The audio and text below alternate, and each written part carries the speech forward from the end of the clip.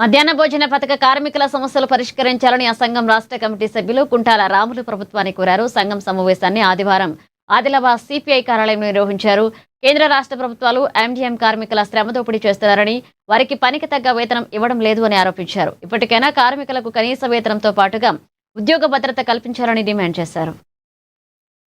కార్మికుల కనీస వేతనాలు 26,000 రూపాయలు వెంటనే, పింఛన్ 5,000 రూపాయలు వెంటనే, ఏఐటీయూసీ కార్మికుల ఐక్యత 25 రూపాయల ఛార్జీలు వెంటనే, ఏఐటీయూసీ కార్మికుల ఐక్యత. ఈరోజు ఏఐటీయూసీ అనుబంధ మధ్యాహ్న భోజన పథకం వర్కర్స్ యూనియన్ జిల్లా సమావేశం జరుగుతూ ఉంది. ఈ సమావేశంలో అనేక సమస్యల మీద తీర్మానాలు, భవిష్యత్తు కార్యక్రమాల మీద ఈరోజు చర్చ జరుగుతూ ఉంది.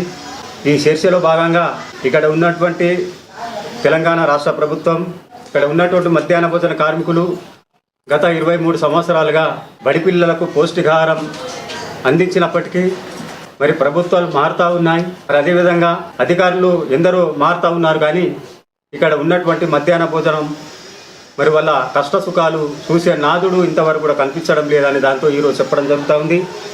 మరి అదేవిధంగా ప్రభుత్వం ఈ పథకాన్ని ప్రైవేటు పరం చేయడానికి మరి కృషి చేస్తూ ఉంది. దీన్ని మానుకోవాలని డిమాండ్ చేస్తూ ఉన్నాం.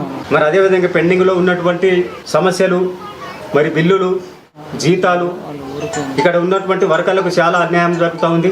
కేవలం 3,000 రూపాయలు ఇచ్చి ప్రభుత్వాలు చేతులు దులుపుకోవడం చాలా అన్యాయం. కనీస వేతనాలు 26,000 రూపాయలు ఇవ్వాలని డిమాండ్ చేస్తూ ఉన్నాం. మరి అదేవిధంగా ఒక విద్యార్థికి ఇక్కడ ఉన్నటువంటి మెస్ ఛార్జీలు, ఒక్క విద్యార్థికి 25 రూపాయల మెస్ ఛార్జీలు పెంచాలని డిమాండ్ చేస్తూ ఉన్నాం.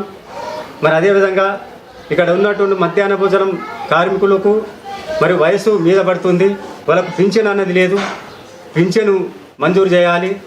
మరి అదేవిధంగా గుర్తింపు అనేది లేదు, కార్మికులుగా గుర్తించాలి. 23 సంవత్సరాలుగా పనిచేస్తున్నటువంటి కార్మికులను మరి కార్మికులుగా గుర్తించకపోవడం చాలా అన్యాయం. వాళ్ళకు యూనిఫామ్ ఇవ్వాలి. మరి అదేవిధంగా పింఛన్ 5,000 రూపాయలు ఇవ్వాలని దాంతో డిమాండ్ చేస్తూ ఉన్నాం.